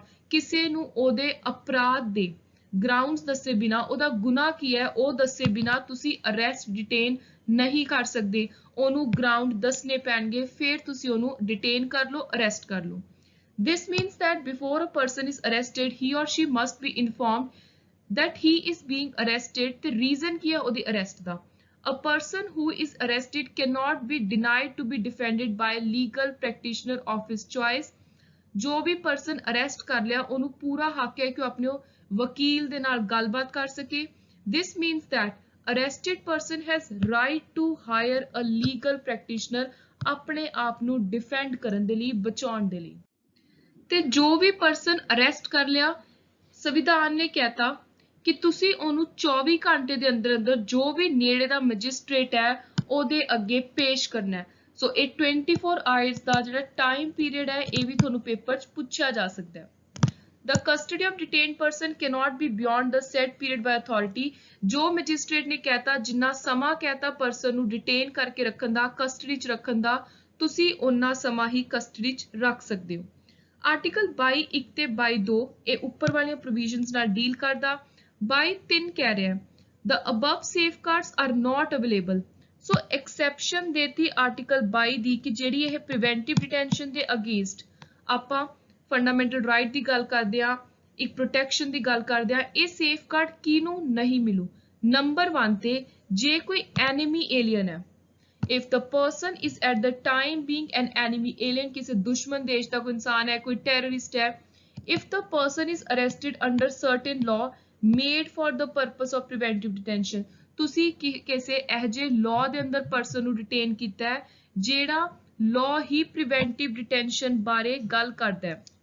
ਸੋ ਉੱਥੇ ਤੁਹਾਡੇ ਲਈ ਇਹ ਦੋ ਕੇਸਿਸ ਵਿੱਚ ਜ਼ਰੂਰੀ ਨਹੀਂ ਹੈ ਕਿਸੇ ਪਰਸਨ ਨੂੰ ਡਿਟੇਨ ਕਰਦੇ ਹੋਏ ਉਸੇ ਟਾਈਮ ਉਹਦਾ ਗਰਾਊਂਡ ਦੱਸਣਾ। ਆਰਟੀਕਲ 23 ਤੇ 24 ਰਾਈਟ ਅਗੇਂਸਟ ਐਕਸਪਲੋਇਟੇਸ਼ਨ ਦੀ ਗੱਲ ਕਰਦੇ ਨੇ। ਆਰਟੀਕਲ 23 ਕਿਸੇ ਵੀ ਤਰ੍ਹਾਂ ਦੀ trafficking, sale, purchase human being ਦੀ, ਇਨਸਾਨਾਂ ਦੀ, ਜਾਂ ਕਿਸੇ ਨੂੰ ਤੁਸੀਂ ਬੰਦੂਆ ਮਜ਼ਦੂਰੀ ਕਰਵਾ ਰਹੇ ਹੋ, ਫੋਰਸਡ ਲੇਬਰ ਕਰਵਾ ਰਹੇ ਹੋ, ਇਹ ਸਾਰੀਆਂ ਚੀਜ਼ਾਂ ਤੋਂ ਪੂਰੀ ਤਰ੍ਹਾਂ ਰੋਕਦਾ। ਨਾ ਹੀ ਕਿਸੇ ਤੋਂ ਭੀਖ ਮੰਗਵਾ ਸਕਦੇ ਹੋ, beggar. Prevention of child labor is covered under Article 24. Article 24 ਕਹਿ ਰਿਹਾ ਹੈ ਕਿ ਕੋਈ ਵੀ ਬੱਚਾ ਜਿਹਦੀ ਉਮਰ 14 ਸਾਲ ਤੋਂ ਨੀਚੇ ਹੈ, ਤੁਸੀਂ ਉਹਨੂੰ ਕਿਸੇ ਫੈਕਟਰੀ, ਮਾਈਨ ਦੇ ਵਿੱਚ ਜਾਂ ਕਿਸੇ ਵੀ ਹੋਰ ਡੇਂਜਰਸ, ਹਾਨੀਕਾਰਕ, ਹੈਜ਼ਾਰਡੀਅਸ ਇੰਪਲੋਇਮੈਂਟ ਦੇ ਵਿੱਚ engage ਨਹੀਂ ਕਰਵਾ ਸਕਦੇ। Next, Article 25 to 28 deals with right to religious freedom। अपने धर्म ਦੇ ਪ੍ਰਤੀ ਤੁਹਾਨੂੰ ਆਜ਼ਾਦੀ ਹੈ। ਇਹ ਆਜ਼ਾਦੀ ਕਿਸ ਚੀਜ਼ ਦੀ ਹੈ? Article 25 ਕਹਿ ਰਿਹਾ ਹੈ freedom of conscience, free profession, practice, propagation। ਹੁਣ ਇਹ words ਦਾ ਮਤਲਬ ਕੀ ਆਪਾਂ one by one ਦੇਖ ਲੈਂਦੇ ਹਾਂ। Article 25 says that all persons are equally entitled to freedom of conscience, right to freely profess, practice, propagate religion। ਸੋ ਇਹਨਾਂ ਦੇ meaning ਕੀ ਨੇ? freedom of conscience ਦਾ ਮਤਲਬ ਹੈ ਕਿ ਅੰਦਰੋਂ ਤੁਸੀਂ ਕਿਹੜੇ ਰੱਬ ਨੂੰ ਮੰਨਣਾ ਹੈ, ਉਹਦੀ ਤੁਹਾਨੂੰ ਪੂਰੀ ਆਜ਼ਾਦੀ ਹੈ। ਜੋ ਵੀ ਇਨਸਾਨ ਚਾਹੇ, ਜਿਹਨੂੰ ਵੀ ਚਾਹੇ ਉਹਨੂੰ ਮੰਨ ਸਕਦੇ ਆ। right to profess, ਆਪਣੇ ਧਰਮ ਦੇ ਖਿਆਲਾਂ ਨੂੰ ਓਪਨਲੀ ਤੁਸੀਂ ਮੰਨ ਸਕਦੇ ਹੋ। right to practice, ਜੋ ਵੀ ਉਸ ਧਰਮ ਨੂੰ ਲੈ ਕੇ ਜਿਹਨੂੰ ਤੁਸੀਂ ਮੰਨ ਰਹੇ ਹੋ, ਪ੍ਰੋਫੈਸ ਕਰ ਰਹੇ ਹੋ, ਕੋਈ ਰਿਚੁਅਲਸ ਨੇ, ਕੋਈ ਰੀਤੀ ਰਿਵਾਜ ਨੇ, ਸੈਰੇਮਨੀਜ਼ ਨੇ, ਕੋਈ ਤਿਉਹਾਰ ਨੇ, ਹਰ ਚੀਜ਼ ਤੁਹਾਨੂੰ ਪੂਰੀ ਤਰ੍ਹਾਂ ਪਰਫਾਰਮ ਕਰਨ ਦੀ ਆਜ਼ਾਦੀ ਹੈ। right to propagate ਦਾ ਮਤਲਬ ਹੈ ਆਪਣੇ ਧਰਮ ਦੇ ਜੋ ਬਿਲੀਫ ਨੇ ਉਹ ਦੂਜਿਆਂ ਤੱਕ ਵੀ ਤੁਸੀਂ ਪਹੁੰਚਾ ਸਕਦੇ ਹੋ। ਇਹਦਾ ਇਹ ਮਤਲਬ ਨਹੀਂ ਹੈ ਕਿ ਤੁਸੀਂ ਕਿਸੇ ਨੂੰ ਧੱਕੇ ਨਾਲ ਕਿਸੇ ਦਾ ਧਰਮ ਪਰਿਵਰਤਨ ਕਰੋ, ਉਸ ਚੀਜ਼ ਦੀ ਮਨਾਹੀ ਹੈ। ਉਰੇ ਗੱਲ ਹੋ ਰਹੀ ਹੈ ਕਿ ਆਪਣੇ ਧਰਮ ਦੇ ਵਿਚਾਰਾਂ ਨੂੰ ਬਾਕੀ ਲੋਕਾਂ ਤੱਕ ਤੁਸੀਂ ਪਹੁੰਚਾ ਸਕਦੇ ਹੋ ਜੋ ਤੁਹਾਨੂੰ ਲੱਗਦਾ ਕਿ ਇੰਟਰਸਟਿਡ ਹੈ ਤੁਹਾਡੀ ਗੱਲ ਸੁਣਨ ਦੇ ਵਿੱਚ। So freedom of conscience, inner freedom of an individual to mold his relation with God, creature in whatever way he desire। ਜੋ ਮਰਜ਼ੀ ਤਰੀਕੇ ਨਾਲ ਚਾਹੋ ਆਪਣੇ ਰੱਬ ਨੂੰ ਮੰਨੋ। right to profess, declaration of one's religious belief, faith openly and freely। ਬਿਨਾਂ ਕਿਸ ਦੇ ਡਰ ਤੋਂ declare ਕਰਕੇ openly, publicly ਆਪਣੇ faith ਨੂੰ ਮੰਨ ਸਕਦੇ ਹੋ। the performance of religious worship, ritual, ceremony, exhibition of belief idea, transmission and dissemination of one's religious belief to others, or exposition of the tenets of one religion। It does not include right to convert another person to one's own religion। Forcible conversion is चीज दे against ने। Article 25 covers not only religious belief, also religious practice। so ये important चीज तुसी याद रखनी है। Article 26 कह रहा है कि कोई भी ਰਿਲੀਜੀਅਸ ਡਿਨੋਮੀਨੇਸ਼ਨ ਹੈ, ਕੋਈ ਟੈਂਪਲ ਹੈ, ਕੋਈ ਹੋਰ ਮੌਸਕ ਹੈ, ਗੁਰਦੁਆਰਾ ਹੈ, ਉਹਨਾਂ ਕੋਲ ਪੂਰੀ ਫਰੀडम ਹੈ ਕਿ ਉਹ ਆਪਣੇ ਧਰਮ ਦੇ ਅਨੁਸਾਰ ਆਪਣੇ ਇੰਸਟੀਚਿਊਟ ਨੂੰ ਇਸਟੈਬਲਿਸ਼ ਕਰ ਸਕਦੇ ਨੇ, ਮੇਨਟੇਨ ਕਰ ਸਕਦੇ ਨੇ, ਉਹਦੇ ਅਫੇਅਰਸ ਨੂੰ ਮੈਨੇਜ ਕਰੋ, ਉਹਦਾ ਪੈਸਾ ਵਗੈਰਾ ਜੋ ਜਿਵੇਂ ਕਰਨਾ ਕਰ ਸਕਦੇ ਹੋ। ਕੋਈ ਪ੍ਰਾਪਰਟੀ ਹੈ, ਮੂਵੇਬਲ, ਇਮੂਵੇਬਲ, ਤੁਹਾਡੇ ਕੋਲ ਪੂਰਾ ਹੱਕ ਹੈ ਕਿ ਉਹਨੂੰ ਤੁਸੀਂ ਉਹਦੇ ਓਨਰ ਬਣੋ, ਇਹਨੂੰ ਐਕਵਾਇਰ ਕਰੋ। ਨਾਲ ਹੀ ਉਸ ਪ੍ਰਾਪਰਟੀ ਨੂੰ ਲਾਅ ਦੇ ਅਨੁਸਾਰ ਤੁਸੀਂ ਕਿਸੇ ਹੋਰ ਨੂੰ ਅੱਗੇ ਐਡਮਿਨਿਸਟਰ ਵੀ ਕਰ ਸਕਦੇ ਹੋ। So Article 26, freedom to manage religious affair। Every religious denomination or any of its section shall have the following rights। केड़े rights ने?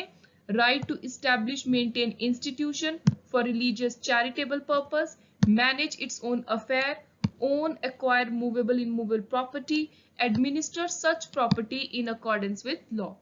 ਉਸ ਤੋਂ ਬਾਅਦ ਹੈ freedom from taxation for promotion of a religion।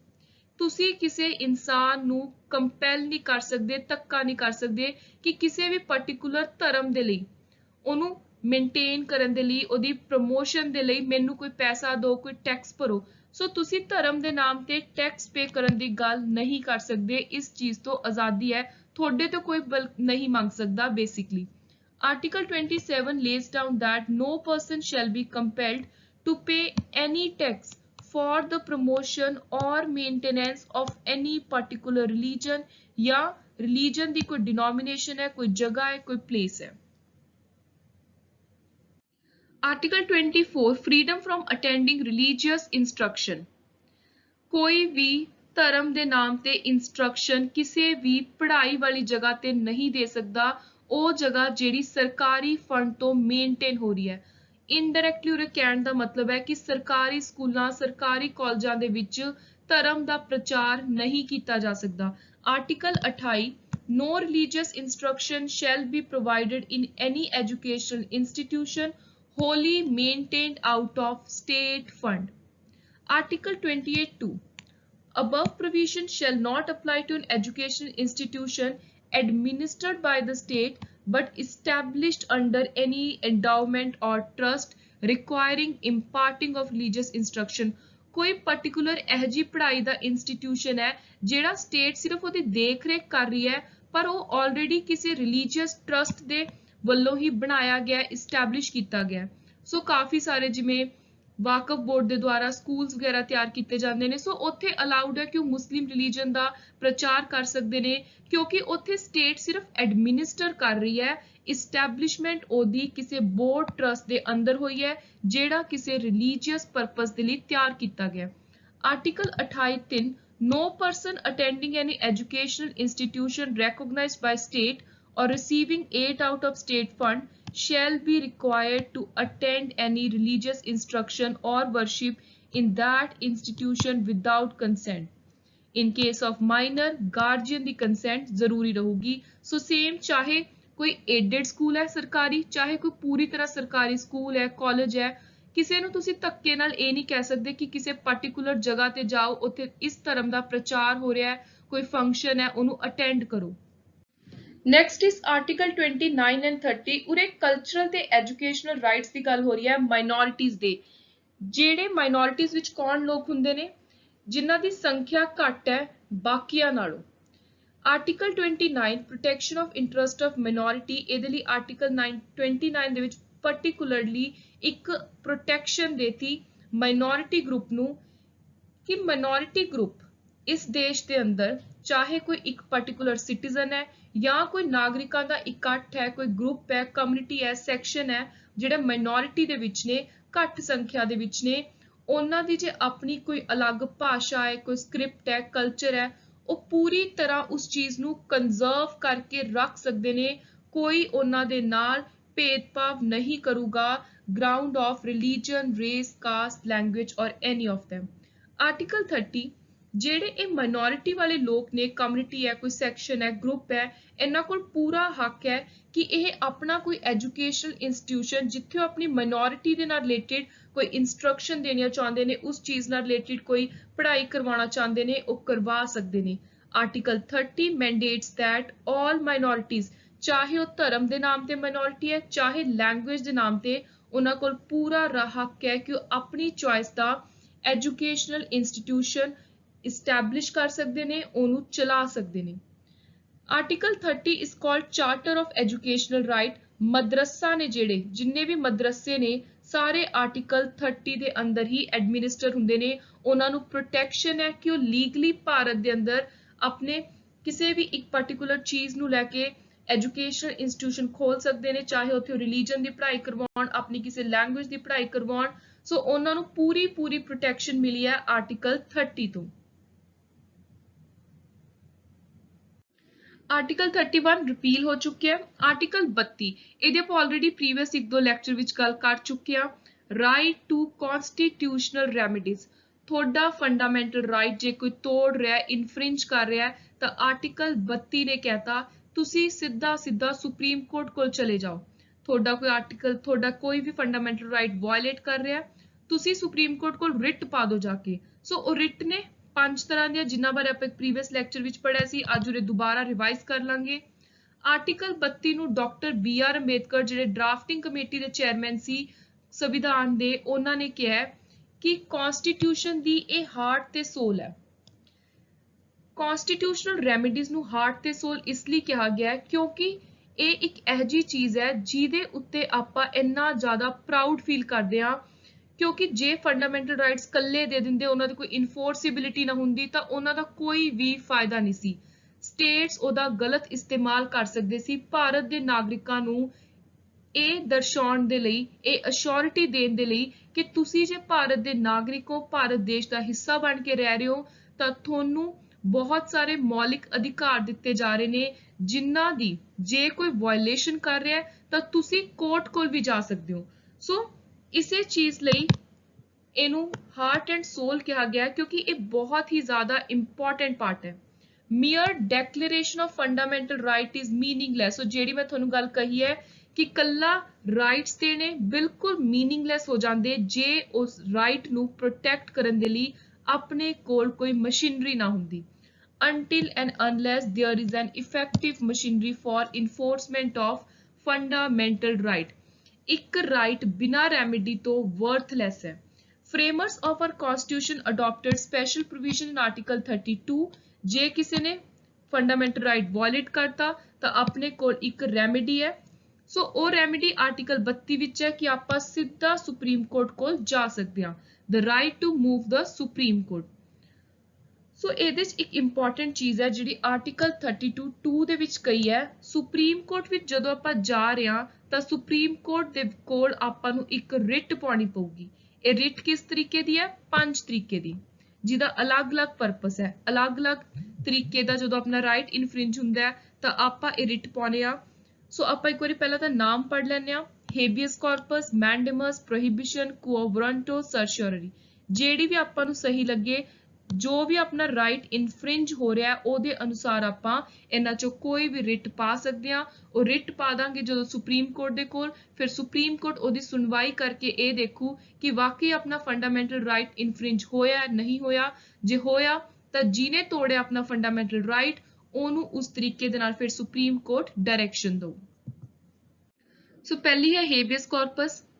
मैं ਤੁਹਾਨੂੰ ਹੁਣੇ ਇੱਕ ਪ੍ਰੀਵੈਂਟਿਵ ਰਿਟੈਂਸ਼ਨ ਵਾਲਾ ਕਨਸੈਪਟ ਸਮਝਾ ਕੇ ਹਟੀਆਂ ਕਿ ਬਿਨਾਂ ਗਰਾਊਂਡ ਦੱਸੇ ਤੁਹਾਡੀ ਕੋਈ ਅਰੈਸਟ ਕਰ ਲੇ ਤਾਂ ਉੱਥੇ ਆਪਾਂ ਹੇਬੀਅਸ ਕਾਰਪਸ ਪਾ ਸਕਦੇ ਹਾਂ ਜੇ ਆਪਣਾ ਪ੍ਰੀਵੈਂਟਿਵ ਰਿਟੈਂਸ਼ਨ ਵਾਲਾ ਜਿਹੜੇ ਉਹ ਪ੍ਰੋਟੈਕਸ਼ਨ ਹੈ ਉਹ ਫੰਡਾਮੈਂਟਲ ਰਾਈਟ ਕੋਈ ਤੋੜ ਰਿਹਾ। This means that court orders that arrested person should be presented before it. It can also order to set free an arrested person ਜੇ ਅਰੈਸਟ ਦੇ ਗਰਾਊਂਡ ਜਾਂ ਅਰੈਸਟ ਕਰਨ ਦਾ ਤਰੀਕਾ lawful ਤੇ satisfactory ਨਹੀਂ ਹੈ, ਕਿਸੇ ਨੇ ਤੁਹਾਡੀ ਗਲਤ ਤਰੀਕੇ ਨਾਲ ਅਰੈਸਟ ਕਰ ਲਈ। ਮੈਂਡੇਮਸ, ਜੇ ਕੋਰਟ ਨੂੰ ਇਹ ਲੱਗੇ ਕਿ ਪਾਰਟਿਕੂਲਰ ਆਫਿਸ ਹੋਲਡਰ ਕਿਸੇ ਪਰਸਨ ਨੇ ਕੋਈ ਆਫਿਸ ਸੰਭਾਲਿਆ ਹੋਇਆ ਹੈ ਤੇ ਉਹ ਆਫਿਸ ਉਹਨੇ ਲੀਗਲ ਡਿਊਟੀ ਦੇ ਤੌਰ ਤੇ ਨਹੀਂ ਸੰਭਾਲਿਆ ਹੋਇਆ, ਗਲਤ ਤਰੀਕੇ ਨਾਲ ਉਸ ਆਫਿਸ 'ਚੋਂ ਇਨਸਾਨ ਬੈਠਾ ਹੈ ਤਾਂ ਉੱਥੇ ਉਹ ਮੈਂਡੇਮਸ ਇਸ਼ੂ ਕਰਵਾ ਸਕਦੇ ਆ। ਆਪਾਂ ਕੋਰਟ ਕੋਲ ਜਾ ਸਕਦੇ ਆ, ਕੋਰਟ ਨੂੰ ਇਨਫੋਰਮ ਕਰ ਸਕਦੇ ਆ। ਪ੍ਰੋਹਿਬਿਸ਼ਨ, ਉਰੇ ਇੱਕ ਹਾਇਰ ਕੋਰਟ, ਹਾਈ ਕੋਰਟ ਜਾਂ ਸੁਪਰੀਮ ਕੋਰਟ ਆਪਣੇ ਨੀਚੇ ਵਾਲੀਆਂ ਜਿੰਨੀਆਂ ਵੀ ਡਿਸਟ੍ਰਿਕਟ ਜਾਂ ਸੈਸ਼ਨ ਜੱਜ ਦੀਆਂ ਲੋਅਰ ਕੋਰਟਸ ਨੇ, ਜੇ ਉਹ ਲੋਅਰ ਕੋਰਟਸ ਕੋਈ ਇਹੋ ਜਿਹਾ ਕੇਸ ਹੈਂਡਲ ਕਰ ਰਹੀਆਂ ਨੇ ਜਿਹੜਾ ਉਹ ਨਹੀਂ ਕਰ ਸਕਦੀਆਂ, ਉਹਨਾਂ ਦੀ ਜੂਰਿਸਡਿਕਸ਼ਨ ਚੋਂ ਏਰੀਆ ਚੋਂ ਪਾਵਰ ਤੋਂ ਬਾਹਰ ਕੇਸ ਹੈ, ਫਿਰ ਵੀ ਉਹ ਕੇਸ ਨੂੰ ਡੀਲ ਕਰ ਰਹੀ ਹੈ ਲੋਅਰ ਕੋਰਟ, ਉੱਥੇ ਹਾਈ ਕੋਰਟ ਪ੍ਰੋਹਿਬਿਸ਼ਨ ਪਾ ਕੇ ਉਸ ਲੋਅਰ ਕੋਰਟ ਨੂੰ ਕਹਿ ਸਕਦੀ ਹੈ ਕਿ ਤੂੰ ਉਰੇ ਹੀ ਰੁਕ ਜਾ, ਜਿਹੜਾ ਕੇਸ ਤੂੰ ਹੈਂਡਲ ਕਰ ਰਿਹਾ ਹੈ ਉਹ ਕੇਸ ਦੀ ਸੁਣਵਾਈ ਹੁਣ ਤੂੰ ਨਹੀਂ ਕਰਨੀ because it is beyond your jurisdiction. So ਉਹ ਕੇਸ ਹਾਈ ਕੋਰਟ ਜਾਂ ਸੁਪਰੀਮ ਕੋਰਟ ਆਪਣੇ ਕੋਲ ਟ੍ਰਾਂਸਫਰ ਕਰਵਾ ਲਓ। ਅਗਲਾ ਹੈ ਕੁਓ ਵਾਰੰਟੋ, ਜਿੱਥੇ ਆਪਾਂ ਨੇ ਇਹ ਪਤਾ ਲੱਗੇ ਕਿ ਕੋਈ ਪਰਸਨ ਹੈ ਜਿਹੜਾ ਆਫਿਸ ਹੋਲਡ ਕਰ ਰਿਹਾ ਹੈ ਉਹ ਗਲਤ ਆਫਿਸ ਹੋਲਡ ਕਰ ਰਿਹਾ ਹੈ, that person is not entitled to hold that office। ਸੋ ਉੱਥੇ ਆਪਾਂ ਇੱਕ ਰਿਸਟ੍ਰਿਕਸ਼ਨ ਲਗਾਉਣੀ ਚਾਹੁੰਦੇ ਆ ਕਿ ਉਹ ਪਰਸਨ ਅੱਗੇ ਦਾ ਕੰਮ ਨਾ ਕਰੇ ਕਿਉਂਕਿ ਉਹ ਬਿਲਕੁਲ ਹੀ ਗਲਤ ਤਰੀਕੇ ਦੇ ਨਾਲ ਆਫਿਸ ਹੋਲਡ ਕਰ ਰਿਹਾ ਹੈ।